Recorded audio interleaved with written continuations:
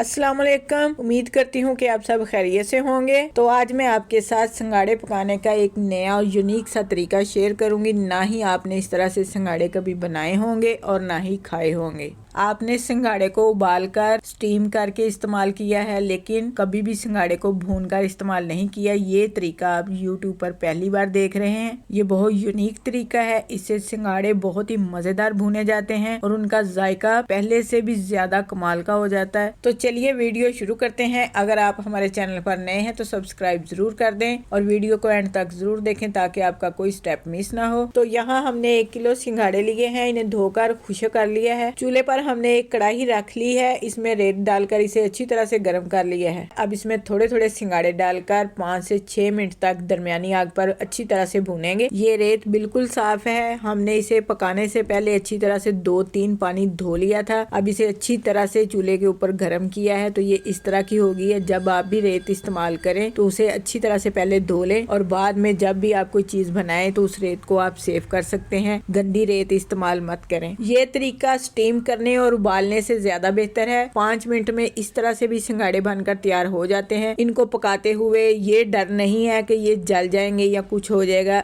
इनको कुछ भी नहीं होगा। अगर आप तेज आग पर भी इन्हें पकाएंगे तो ये अंदर से नहीं जलेंगे। तो यहाँ पर आप देख सकते हैं कि हमने सिंगाड़ों को तकरीबन 5 से 6 मिनट तक अच्छी तरह से रेत में भून लिया है। सिंगाड़ा कच्चा है या पक चुका है, इसको चेक करने का सबसे आसान तरीका आपके साथ शेयर कर रही हूँ कि आप छुरी लें या चम्मच लें, सिंगाड़े के ऊपर मारें। आपको कागज की तरह की एक आवाज आएगी, उससे आपको पता चल जाएगा कि सिंगाड़ा जो है पक चुका है। तो यहाँ पर सिंगाड़े जो है पक चुके हैं। अब इन्हें प्लेट में निकाल लेते हैं। रेत से सिंगाड़े निकालने के बाद हमने पानी से अच्छी तरह से धो लिए हैं। भुने हुए सिंगाड़े को पानी के साथ धोने से कुछ भी फर्क नहीं पड़ता और ना ही सिंगाड़े के अंदर पानी जाता है। आप कपड़े से भी साफ कर सकते हैं और धो भी सकते हैं। तो लीजिए, मजेदार और खुश्क सिंगाड़े बनकर तैयार है। आप इन्हें छीलकर किसी एयर टाइट जार में बंद करके रख सकते हैं। जब आपका दिल चाहे आप इन्हें खा सकते हैं। आप इन्हें ग्राइंड करके दूध में भी इस्तेमाल कर सकते हैं। ये बहुत फायदेमंद है। आप देख सकते हैं कितनी आसानी से इसका छिलका उतर गया है और अंदर से इसकी गिरी बिल्कुल पकी हुई है, कच्ची नहीं है। उम्मीद करती हूँ कि आपको ये तरीका बहुत पसंद आया होगा। आप भी हमारे इस तरीके को फॉलो करते हुए सिंगाड़े जरूर बनाएं और फिर हमें कमेंट्स बॉक्स में लिखें कि आपके सिंगाड़े किस तरह के बने। अगर आपको वीडियो अच्छी लगे तो लाइक करें, शेयर करें। जो हमारे चैनल पर नए हैं वो सब्सक्राइब जरूर करें। अपना बहुत सा ख्याल रखें, हमें दुआओं में याद रखें। अल्लाह हाफिज।